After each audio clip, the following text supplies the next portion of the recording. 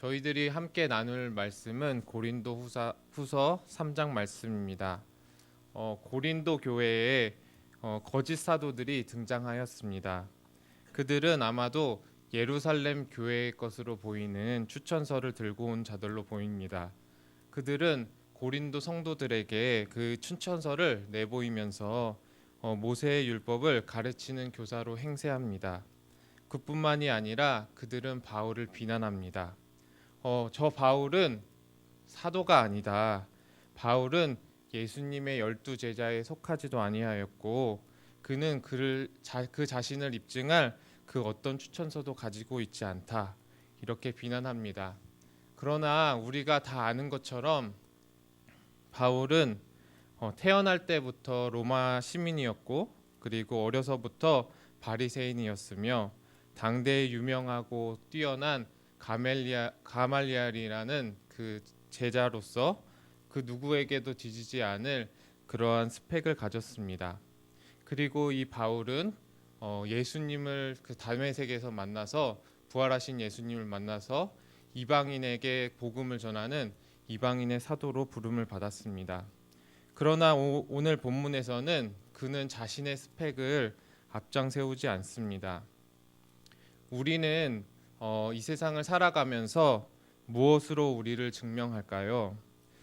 좋은 학교를 나오고 그리고 남들이 다 알아주는 직장에 다니고 넓은 집과 세련된 고급차가 나의 존재를 입증할까요?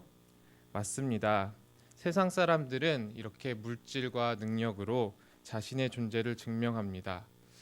저도 가끔씩 시간을 내서 고등학교나 그리고 대학교 그리고 옛날에 직장을 다니던 그런 친구들을 만납니다.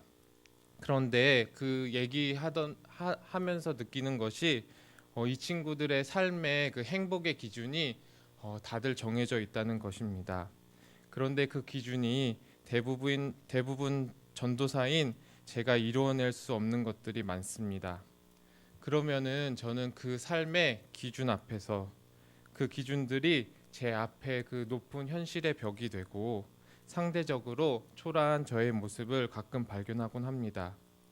그런데 더 안타까운 점은 무엇이냐면 제가 상대적으로 저보다 못한 환경에 있는 그 친구들을 만나면 마치 그들의 우위에 서 있는 것처럼 이야기할 때가 있다는 점입니다.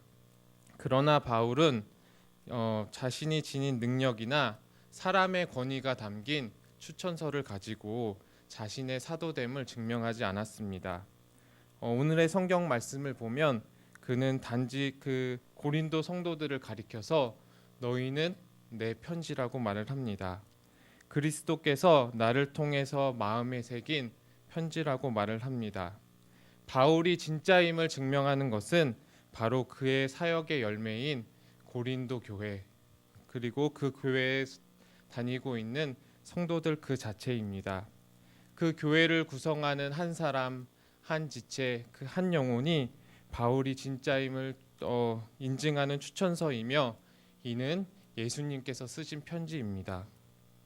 사람의 펜과 먹으로 쓴 것이 아니라 성령님께서 이 편지를 쓰셨습니다. 사랑하는 성도 여러분, 우리의 전통성은 어디에 있을까요? 우리의 믿음이 참된 믿음인지, 우리의 신앙이 참된 신앙인지는 어떻게 알 수 있을까요? 가장 확실한 방법은 우리의 열매로 볼 수 있습니다. 우리를 통해서 나오는 성령의 열매들, 우리가 속한 그 공동체에서 만나고 있는 영혼들을 보면 알 수가 있습니다. 우리가 속한 공동체와 영혼들이 나를 통해서 조금씩이라도 예수님을 사랑하고 믿음 안에서 세워져 간다면 이는 우리의 신앙이 살아있다는 증거입니다. 현재 우리가 그리스도와 붙어 있으며 우리를 통해서 그리스도의 생명이 전해지고 있다는 증거입니다. 하지만 우리는 이것을 자랑할 수 없습니다. 왜냐하면 사람을 복음으로 변화시키고 그리고 영적인 공동체로 세우며 그 마음에 새기는 것은 우리의 자격과 능력이 아닌 오직 하나님의 능력으로만 가능하기 때문입니다.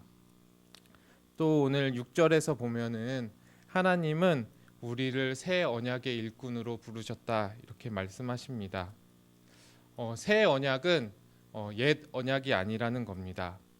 하나님은 모세와 이스라엘 백성들을 애굽에서 이렇게 끌고 나오시면서 언약을 맺으셨습니다. 내가 너희의 하나님이 되겠고 너희는 나의 백성이 되리라 말씀하시면서 돌판에 율법을 하나님의 법을 적으셔서 그것들을 이스라엘 자손들에게 주셨습니다. 너희가 이 돌에 적힌 이 율법을 지키면 살고 지키지 못하면 죽으리라 말씀하셨습니다. 그러나 역사적으로 보면 이스라엘은 결국 실패했습니다. 이스라엘은 율법을 온전히 지키는데 실패했고 남유다가 BC 586년에 멸망하고 성전이 불타 없어지면서 이 모든 것들이 끝난 것처럼 보입니다. 인간의 연약함과 죄악됨에 의해서 철저하게 몰락하고 실패한 것으로 보입니다. 인류는 더 이상 소망이 없습니다. 하나님은 과거 이스라엘에게 모든 하나님의 은혜와 하나님의 방편들을 마련해 주셨습니다. 율법도 주셨고 그리고 그들의 죄를 사할 수 있는 제사제도도 주셨고 그리고 하나님께서 함께 하신다 하는 성막과 성전도 주셨고 그리고 제사장도 주셨습니다. 그런데 이 모든 것들을 다 주시고 또 거기에 은혜를 더해도 이렇게 이스라엘이 실패했다는 것은 이 세상 누구도 그리고 어떤 제국도 해낼 수 없다는 것을 보여줍니다. 인류에는 희망이 없습니다. 그런데 하나님은 이렇게 가장 어두운 시기, 가장 절망의 시기에 하나님의 사람인 예레미야와 그리고 에스겔에게 새로운 하나님의 말씀을 계시해 주십니다. 우리 예레미야 31장을 한번 찾아볼까요? 네. 구약 성경 예레미야 31장 31절입니다.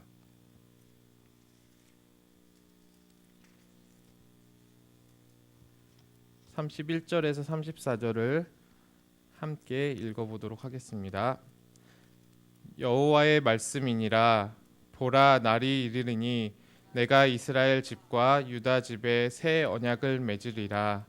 이 언약은 내가 그들의 조상들의 손을 잡고 애굽 땅에서 인도하여 내던 날에 맺은 것과 같지 아니할 것은 내가 그들의 남편이 되었어도 그들이 내 언약을 깨뜨렸음이라. 여호와의 말씀이니라. 그러나 그날 후에 내가 이스라엘 집과 맺은 언약은 이러하니 곧 내가 나의 법을 그들 속에 두며 그들의 마음에 기록하여 나는 그들의 하나님이 되고 그들은 내 백성이 될 것이라. 여호와의 말씀이니라. 그들이 다시는 각기 그들을 가르치기를 너는 여호와를 알라 하지 아니하리니 이는 작은 자로부터 큰 자까지 다 나를 알기 때문이라. 내가 그들의 악행을 사하고 다시는 그의 죄를 기억하지 아니하리라. 여호와의 말씀이니라. 아멘. 하나님께서는 희망이 전혀 보이지 않고 절망에 빠진 이스라엘과 새로운 언약을 맺으십니다. 그러나 이 언약은 전에 체결한 언약과 같지 않습니다. 이번에도 하나님께서 자신의 법을 그들에게 주시는데 전에는 돌판에 적어서 주셨다면은 이번에는 우리의 마음판에 적어 주십니다. 새겨 주십니다. 돌판에서 적어서 주니까 이들이 못 지킵니다. 이것이 그래서 저주가 됩니다. 그래서 이번에는 아예 마음판에 새겨 주시겠다고 말씀을 하십니다. 사람 자체를 아예 바꿔버리겠다고 말씀하시는 것입니다. 마음에 새겨졌으므로 처음 믿기 시작할 때부터 하나님을 압니다. 마음으로부터 하나님에 대한 지식이 있고 마음으로부터 하나님을 사랑하고 하나님의 법을 지킬 수 있는 능력이 있습니다. 또한 하나님께서는 앞으로 악행을 사하시고 다시는 그 죄를 기억하지 않으겠다 약속하여 주셨습니다. 우리 새 언약에 대한 우리 말씀을 하나 더 찾아보겠습니다. 에스겔서 36장입니다.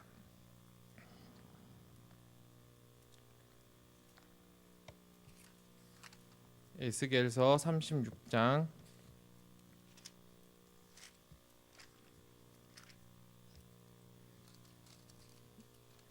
25절에서 28절 말씀입니다. 맑은 물을 너희에게 뿌려서 너희로 정결하게 하되 곧 너희 모든 더러운 것에서와 모든 우상 숭배에서 너희를 정결하게 할 것이며 또 새 영을 너희 속에 두고 새 마음을 너희에게 주되 너희 육신에서 굳은 마음을 제거하고 부드러운 마음을 줄 것이며 또 내 영을 너희 속에 두어 너희로 내 율례를 행하게 하리니 너희가 내 규례를 지켜 행할지라. 내가 너희 조상들에게 준 땅에서 너희가 거주하면서 내 백성이 되고 나는 너희 하나님이 되리라. 아멘. 하나님께서는 맑은 물인 그 예수 그리스도의 보혈을 뿌리셔서 우리를 정결하게 하시겠다 말씀하십니다. 또 성령을 우리 마음속에 두고 우리의 그 굳은 마음을 제하여 주시고 부드러운 마음을 주시며 그리스도의 영을 우리의 마음속에 두어서 하나님의 율례와 규례를 지키도록 하겠다 말씀하십니다. 하나님은 우리처럼 이렇게 목이 뻣뻣하고 하나님 앞에서 교만하고 하나님을 거절하고 하나님을 능욕하고 하나님을 떠난 그런 옛 사람의 마음을 제거해 주시고 그리고 하나님을 기뻐하고 하나님을 즐거워할 수 있는 새 마음을 주시겠다고 말씀하십니다. 그리고 그리스도의 영을 우리 속에 두어서 우리가 하나님의 말씀에 순종하고 하나님을 사랑하고 하나님께 영광 돌리는 삶을 살게 하시겠다 말씀하셔 주셨습니다. 이 하나님께서 약속하신 이 새 언약은 예수님께서 이 땅에 오시고 그리고 십자가에서 죽으시고 부활하심을 통하여서 이 땅 가운데 또 그리고 성령님을 보내주심으로 인해서 성취되었습니다. 그리스도께서 십자가에서 우리의 모든 저주를 대신 받으심으로 우리를 지배하고 있던 사망과 저주의 그늘 아래서 우리를 건져내 주셨습니다. 그분은 그 십자가 위에서 사단의 머리를 짓밟으심을 통하여서 우리를 죄와 그렇게 사망으로 조종하고 있던 사단을 무력화시키셨습니다. 이제 사단은 더 이상 우리를 정죄하고 고소할 수가 없으며 우리를 자신 안에 가둘 수 없습니다. 사랑하는 예수양난교회 성도 여러분, 예수님을 만나시고 우리 눈을 덮고 있는 그 수건을 걷어내십시오. 우리의 존재를 드러내는 유일한 명함은 그리스도인입니다. 예수 그리스도께서 왕이신 하나님의 나라에서 살아가는 하나님의 백성인 그 시민증이 우리의 유일한 명함입니다. 새 언약의 백성들은 이 땅을 위해서 살아가나 이 세상 너머의 것을 추구합니다. 세상에 이미 임한 이 하나님의 나라인 교회 안에서 하나님이 주시는 복락을 누립니다. 세상이 강요하는 이기적이고 그렇게 개인적인 삶의 허물들을 전부 다 벗어버리고 이웃을 내 몸과 같이 사랑하고 서로에게 헌신을 합니다. 개인적 신앙에서 벗어나 교회적인 삶을 추구합니다. 더 이상 우리에게는 죽음이 저주가 아닙니다. 더 이상 이 세상의 인생의 고난은 우리에게 저주가 아닙니다. 오히려 고난이 인내를 낳고 인내가 연단을 낳고 이 연단은 소망을 낳아서 예수 그리스도의 다시 오심과 그리고 이 땅 가운데 완성될 그 하나님의 나라를 더욱더 소망하게 됩니다. 마치 우리가 다 수건을 벗은 얼굴로 거울을 보는 것 같이 그 예수님을 내 눈앞에서 보면서 그 주님의 영광을 보면서 하나님의 형상으로 변화되고 그리고 더 큰 하나님의 영광을 바라보며 소망하게 됩니다. 이 얼마나 복된 소식입니까?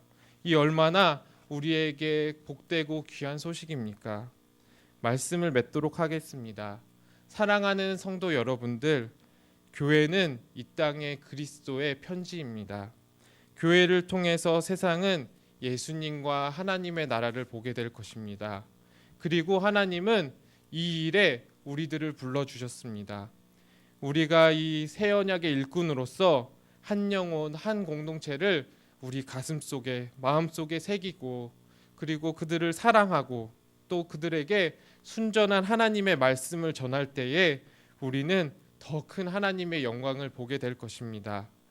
우리 안에 새겨진 그 예수님께서, 우리 안에 계신 그 예수 그리스도의 영이신 성령님께서 이러한 능력을 주실 것입니다. 부디 예수양난 교회를 통해서, 그리고 여기에 있는 저와 우리 여러분들을 통해서 수많은 이들이 예수 그리스도를 만나고 예수님을 주로 고백하고, 그리고 하나님의 형상으로 변화되어 가는 그런 하나님의 나라를 꿈꾸는 우리 교회와 우리 성도님들이 되시기를 예수님의 이름으로 축원합니다. 아멘. 우리 이 시간에 기도하도록 하겠습니다. 하나님 아버지, 이 시간에 우리가 고린도후서 3장 말씀을 함께 읽었습니다. 바울의 거짓 사도들은 고린도 교회의 거짓 사도들은 자신의 능력과 추천서로 자신이 정말 하나님의 사도임을 정말 거짓으로 증거했지만, 사도 바울은 그들 앞에서 내세운 것은 고린도 교회 성도들 그 자체였습니다.